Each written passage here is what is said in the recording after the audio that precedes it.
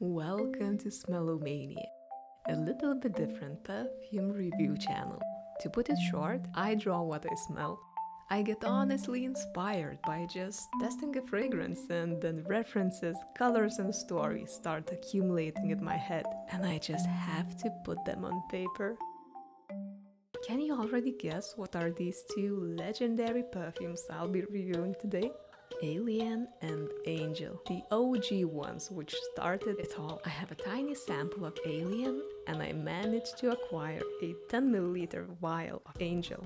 Let's start with Alien. Such a cool name for a perfume. I know for sure that all the die-hard Ripley's fans were grabbing a bottle when it came out in 2005. The main notes are sunny Indian jasmine, woodsy notes, and warm white amber. I love how they use so many adjectives to convincingly describe the notes. Sunny, woodsy, warm and white. But the notes are quite simple, therefore their combination should smell somehow familiar and quite basic, right? Let's say that the notes look very human and uncomplicated. Woodsy notes, that would be her brown hair. Let's draw her eyes in the shade of amber. And skin as soft as jasmine petals. And there we have it, a personified expectation of what Alien could smell like based on the notes only. However, they wouldn't have given the perfume such a wild name if there was no twist to it. There is a twist. This creation is larger than life. They took jasmine, amber and woody notes and turned them inside out into an unrecognizable and surreal experience.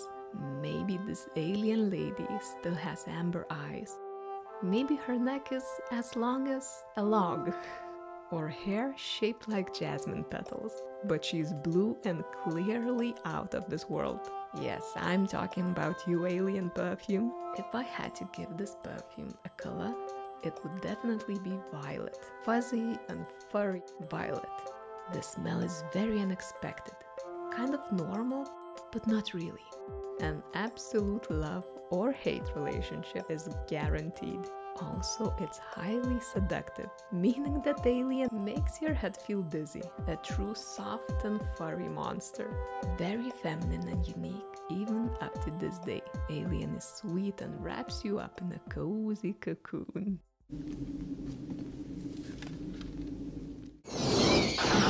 There's a strange aspect to this perfume. Maybe it's just me, or maybe it's thousands of other people too. Alien makes me feel like I'm on a boat, being gently swung by the ocean waves. Lightheadedness and dizziness slowly creep in.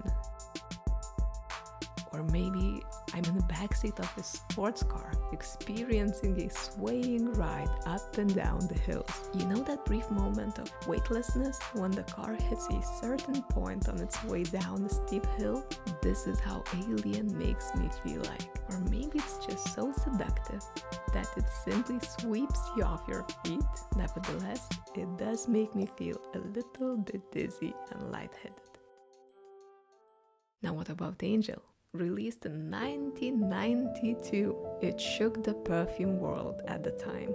The top notes are cotton candy, coconut, cassis, melon, jasmine, bergamot, pineapple, and mandarin. And yes, these were only the top notes. Then there's honey, red berries, blackberry, plum, apricot, peach, jasmine, orchid, caraway, nutmeg, rose, and lily of the valley. These are the hot notes. And finally, there's patchouli, chocolate, caramel, vanilla, tonka bean, amber, musk, and sandalwood. Can you see the amount of different ingredients in there? There's no way a human being could even start imagining how Angel would smell like.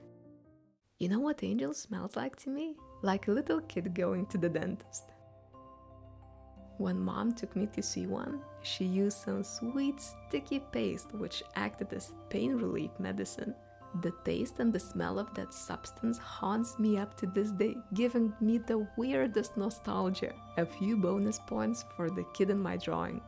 She went to the dentist after a serious party where amounts of chocolate and candy floss were unlimited. And now she's got some of that sweet stuff stuck in her teeth. Angel is giving me this medicinal pale green surgical gown vibe adorned with some blue spikes, a brown outer rim and a pink center. Angel is bold and exceptional, kind of medicinal and astronomically sweet, somehow spiky and loud. It's an eternal juice, very recognizable and original. Keep in mind that your co-workers may or may not get insulted by the smell. Let's put Alien and Angel for a side-by-side comparison. Two completely different scents, yet both legendary. Then I proceeded with a wild thought I had about Angel. Since it reminded me of a child visiting a dentist, why don't I turn Angel into a tooth fairy? But she would be bigger than the rest of the city, only to represent the insane intensity of this perfume. Kind of like Powerpuff Girls when they're fighting huge monsters roaming around the city. Excuse me, Mr. Monster, I would appreciate it if you would just leave.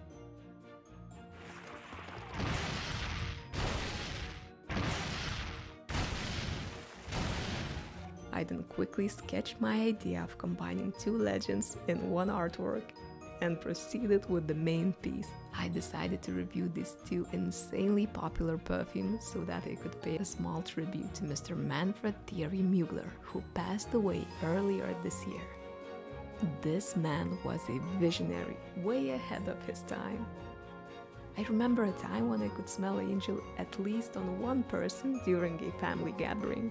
His audaciously sweet nature was flooding the elevators and conference rooms, syrupy, yet somehow weirdly cold and feeling like the color blue, quite medicinal and chocolatey, like a blue chocolate flavored cough syrup, or like a huge tooth fairy lingering above and across the city.